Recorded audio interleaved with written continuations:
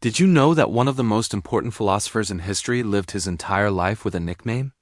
Plato was never called Plato, and what you're about to discover is going to completely change the way you see this genius from ancient Greece.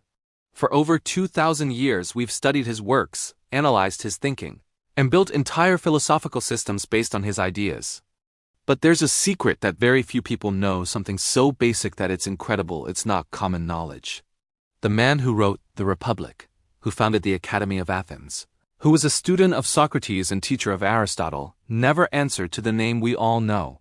Today I'm going to reveal who Plato really was, why they gave him that nickname, and how a simple nickname ended up erasing his true identity from history. Get ready, because this story has twists you won't expect. And wait, because the craziest part of all this isn't just that Plato is a nickname. It's the reason why they gave it to him. When you hear the reason, you'll understand why his contemporaries decided that name suited him better than the original. But first, let me tell you who this man really was. Plato's real name was Aristocles. Yes, that's right. Aristocles, son of Ariston and Pariction.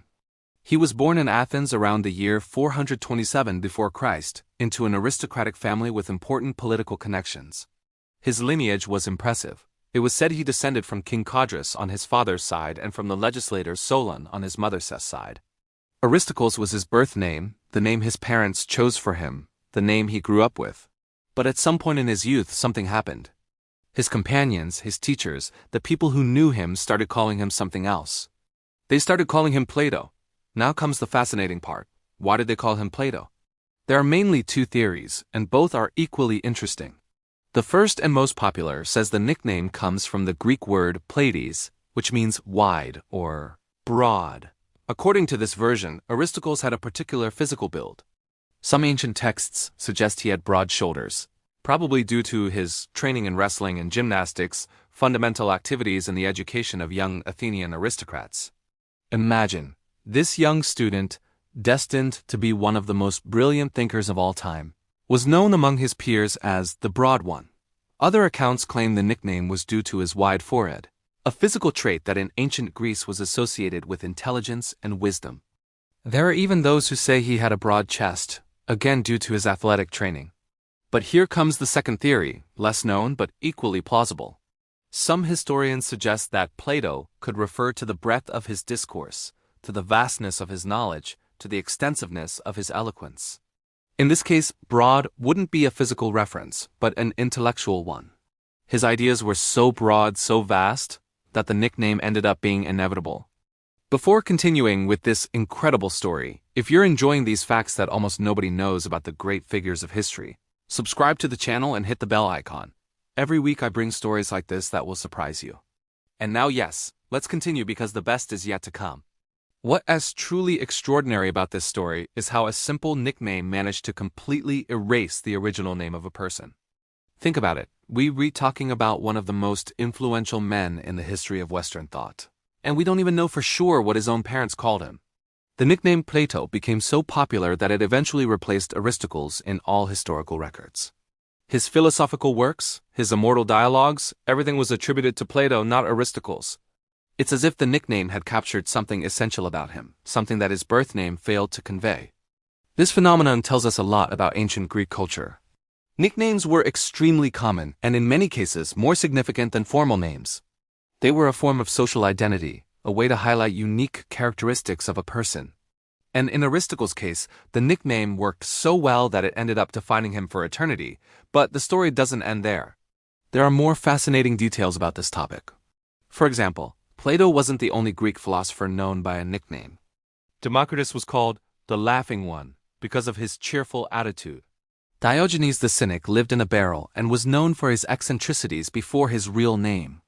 However, Plato's case is unique because his nickname was so effective that it literally erased his original identity from collective memory.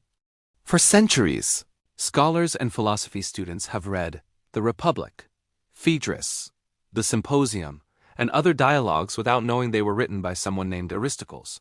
There's even a poetic irony in all this. Plato developed the theory of ideas or forms, where he argued that there exists a world of perfect and immutable concepts beyond the physical reality we perceive. And it turns out that his own name, the identity with which he passed into history, is itself a kind of idea or social construction that replaced his original physical identity. Today, when we say Plato, we immediately evoke the image of the philosopher, the teacher, the thinker who changed the world. The name has become synonymous with wisdom, deep thinking, the search for truth. It's hard to imagine that all of this is built on a nickname. What makes this story so powerful is that it reminds us of something fundamental. Identity is fluid. It's constructed, it's social. The same man who theorized about the nature of reality and truth lived his life under an identity that wasn't technically his. And perhaps that's perfectly platonic. The essence of who he was mattered more than the name he was given at birth. Some scholars argue that the use of the nickname Plato instead of Aristocles is a reminder that in ancient Greece, what mattered wasn't just your lineage or your formal name, but who you were as a person, what you did, how others saw you. In a sense, Plato earned his name. He earned it with his physique, with his intellect, with his presence. It wasn't something he inherited, it was something he built. So there you have it. One of the brightest minds in humanity, the founder of Western thought as we know it, lived his entire life known by a nickname that probably referred to his broad shoulders or his wide forehead. Aristocles died, but Plato lives forever. The next time you read something about Platonic philosophy or hear Plato mentioned, remember that you're talking about Aristocles, a young Athenian who was so remarkable that his nickname became more real than his true name. If this story blew your mind as much as it did mine when I discovered it, leave me a comment telling me what you found most surprising. Did you know this fact? Are there other philosophers or historical figures whose stories you'd like me to investigate? Subscribe for more content that challenges what you thought you knew about history and philosophy. And remember, sometimes the most fascinating truths are hidden in the simplest details. See you in the next video. And in the meantime, keep questioning everything you think you know.